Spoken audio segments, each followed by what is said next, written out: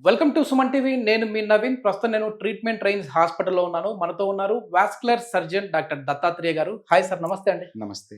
నమస్తే. డయాబెటిక్ ఉన్నవాళ్ళు ఇంట్లో 5 మంది ఉన్నారంటే ఒక్కరికైనా సరే డయాబెటిక్ ఉన్న వాళ్ళు అయితే ఉంటారు సార్. ఉంటారు. సో అట్లాంటి వాళ్ళు తస్మాత్ జాగ్రత్తగా ఉండండి.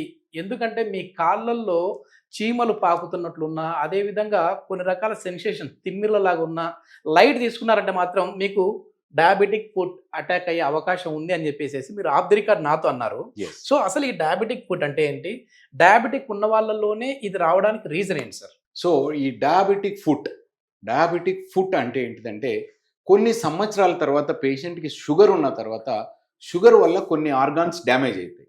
షుగర్ అనేటువంటిది చాలా చెడ్డ జబ్బు. మనం రెగ్యులర్గా దాన్ని కంట్రోల్లో లేకుంటే, కంట్రోల్లో పెట్టుకుంటే మనకి పెద్ద ప్రాబ్లం ఉండదు. బట్ షుగర్ ఉండే కొద్దీ కొన్ని సంవత్సరాలకి కొన్ని ఆర్గాన్స్ని డ్యామేజ్ చేస్తుంది. ఓకే.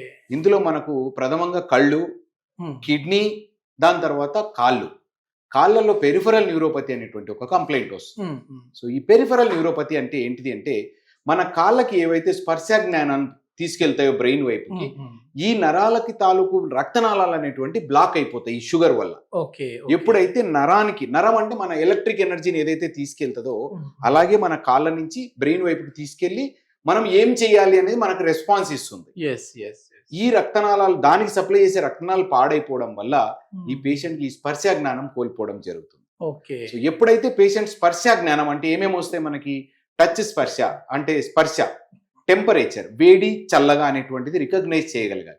పెయిన్ అంటే ఒక దెబ్బ తగిలింది కాల్కి మనకు అనగానే మనం ఎంపటే రెస్పాండ్ అవుతాం, నొప్పి అనేది రావడం వల్ల. బట్ ఈ పేషెంట్ కి ఇవి సరిగా ఉండవు. ఎప్పుడైతే ఇవి సరిగా ఉండవో పేషెంట్ ఏదైనా చిన్న గాయమైనా కూడా అలాగే నడుస్తూ ఉంటారు.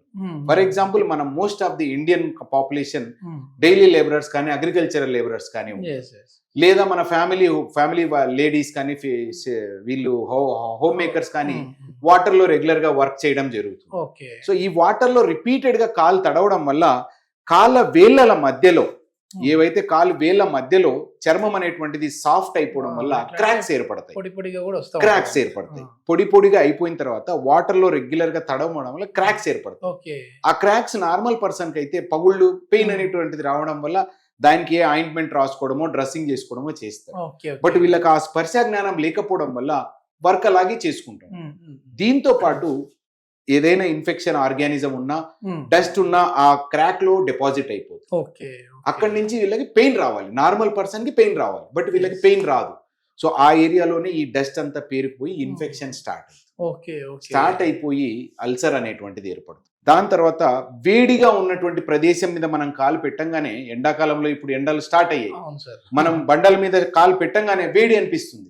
సో ఎంపటే మనం నీడకెళ్ళడమా చెప్పలేసుకోవడమా చూస్తాం. బట్ వీళ్ళకి ఆ స్పర్శ అనేటువంటిది ఉండదు. సో ఆ వేడి దాని మీద వీళ్ళు అలాగే నడుస్తారు. ఆ వేడికి చర్మం అనేటువంటిది పాడైపోయి బొబ్బలు ఏర్పడదు. ఆ బొబ్బ చితికిపోయి గాయం అనేటువంటిది ఏర్పడుతుంది. దాని తర్వాత మోటార్ న్యూరోపతి. ఇప్పుడు వరకు నేను చెప్పింది సెన్సరీ న్యూరోపతి. మోటార్ న్యూరోపతి అంటే కాళ్ళలో ఉన్న కండరాలకి ఏదైతే నర్వ్ సప్లై ఉంటుందో ఇది సరిగా లేకపోవడం వల్ల ఆ కండరాలు అనేటువంటి వేస్టేజ్ అవ్వడం జరుగుతుంది. అండ్ కాళ్ళల్లో వేళ్ళు మనకు వంకర్లు తిరగడం జరుగుతుంది. మీరు చాలా మంది పేషెంట్ కి డయాబెటిక్ వాళ్ళకి కొన్ని సంవత్సరాల తర్వాత చూసినట్టయితే వేళ్ళు ఇలాగా వంకర్లు తిరిగి. సో దీనివల్ల మనకు వచ్చే ప్రాబ్లం ఏమిటిది? నార్మల్ పేషెంట్ అయితే కాలు ఇలా మోపినప్పుడు మొత్తం ప్రెషర్, మన బాడీ వెయిట్ అంతా కాలు మొత్తం స్ప్రెడ్ అవుతుంది. సో ఈక్వల్ ప్రెషర్ ఉండడం వల్ల పేషెంట్ కాలు సేఫ్ గా ఉంటుంది. బట్ ఎప్పుడైతే ఈ వంకర్లు తిరిగాయో ఈ టిప్స్ ఏవైతే ఉన్నాయో వీటి మీద కంటిన్యూగా ప్రెషర్ పడతాం.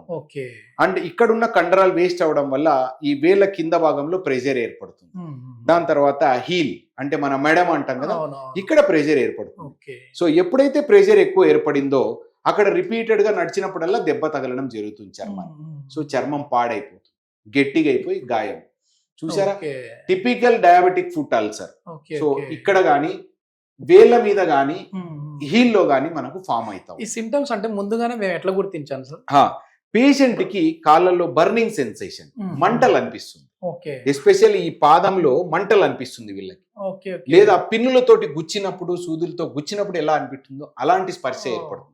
దాని తర్వాత వేడి నీళ్లు పడినా, చల్ల నీళ్లు పడినా వీళ్ళకి స్పర్శ అనేటువంటిది ఉండదు. అండ్ కొంతమందికి కాలికి చెప్పలకి మధ్యలో ఏదో కవర్ ఉంది, ఏదో సంచి ఉంది, మధ్యలో ఉంది అనే స్పర్శ ఉంటుంది. అంటే ఆల్టర్డ్ సెన్సేషన్. మనకు కాలు మీద చెప్పు వేసుకోగానే చెప్పు ఉంది అనేది తెలుస్తుంది, వీళ్ళకి ఆ స్పర్శ ఉండదు.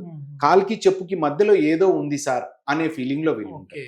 అండ్ ఈ ulcers most of the times నెలల కొలది, సంవత్సరాల కొలది కూడా అలాగే ఉంటుంది. ఓకే, మన ట్రీట్మెంట్ రేంజ్ హాస్పిటల్లో ఎట్లా ట్రీట్ చేస్తారు సార్ దీనికి? సో డయాబెటిక్ ఫుట్ అల్సర్ అనేటువంటిది స్టేజిని బట్టి మనం ట్రీట్మెంట్ చేస్తాం. Okay, so for example early stages లో ఉన్నాయి, చిన్న చిన్న గాయాలు ఉన్నాయి అంటే రెగ్యులర్ గా డ్రెస్సింగ్స్ చేసుకోవడము, కొన్ని రకాల ఆయింట్మెంట్స్ ఉంటాయి, వాటిని అప్లై చేయడం వల్ల ఆ గలీజ్ ఏదైతే ఉందో దాన్ని బయటికి తీసేస్తాం. అల్సర్ పెద్దగా ఉంది అంటే సర్జికల్ డిబ్రైడ్మెంట్, అంటే ఆపరేషన్ థియేటర్ లో అనస్థీషియా మత్తు ఇచ్చి డిబ్రైడ్మెంట్ చేసుకోవాల్సి వస్తుంది.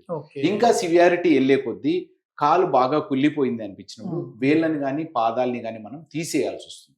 దీన్ని మనం యాంపుటేషన్ అంటాం. సో యాంపుటేషన్ అనేది నేను ఇక్కడ నుంచి చెప్పడానికి సింపుల్ గా అనిపిస్తుంది, బట్ యాంపుటేషన్ అనేటువంటిది పేషెంట్ సైకలాజికల్ మీద, పేషెంట్ ఎర్నింగ్ మీద కూడా చాలా ఎఫెక్ట్ అనేది. బాగా నడుస్తున్న వ్యక్తి ఒక కాలు కోల్పోవడము, వేలు కోల్పోవడము అంటే పెద్ద ఇష్యూ అది. సో సైకలాజికల్ గా డౌన్ అయిపోతారు. ఎప్పుడైతే సైకలాజికల్ గా డౌన్ అవుతారో ఇమ్యూనిటీ కూడా డౌన్ అవుతుంది. సో గాయం ఇంకా పెరగడము, ఇన్ఫెక్షన్ పెరగడము, ప్రాణానికే ప్రమాదం అయ్యే అవకాశాలు. ఓకే, ఎక్కువ అంటే గతంలోకి ఇప్పటికీ ఎక్కువ చూస్తా ఉన్నాం కదా సార్ ఈ డయాబెటిక్ ఫుడ్ ని. డయాబెటిక్ అనేటువంటిది సంవత్సరం పెరుగుతూనే ఉంది.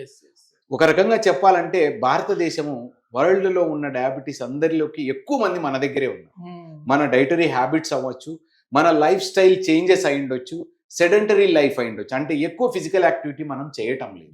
దీనివల్ల కూడా మనకు ఎక్కువ డయాబెటిక్ కేసెస్ అనేటువంటివి రికార్డ్ అవుతాం. అండ్ డయాబెటిక్స్ పెరిగింది అంటే దాని కాంప్లికేషన్స్ కూడా పెరుగుతాయి. అందులో one of the most alarming feature ఏంటంటే డయాబెటిక్ ఫుట్ అల్సర్. దీంతో పేషెంట్ కాలు పోవచ్చు, ప్రాణం కూడా పోవచ్చు.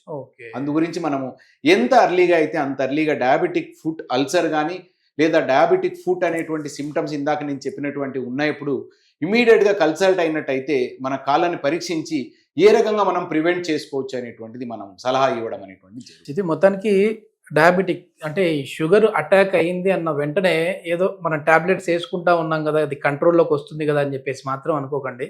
సో మనకు తెలియకుండానే మన బాడీలో చాలా వరకు చేంజెస్ అయితే జరుగుతూ ఉంటాయి. సో ఇట్లాంటి డయాబెటిక్ ఫుడ్ వచ్చి మళ్ళీ మనం ఒక వేల్ని కావచ్చు, కాల్ని కావచ్చు కోల్పోయే పరిస్థితి రాకుండా ఉండాలంటే సార్ చెప్పినట్టుగా కొన్ని సింటమాటిక్ ఇట్లాంటివి వచ్చినప్పుడు డాక్టర్ని విజిట్ అయ్యారంటే మీకు తగిన ట్రీట్మెంట్ అయితే అందుతుంది. Thank you sir. Thank you.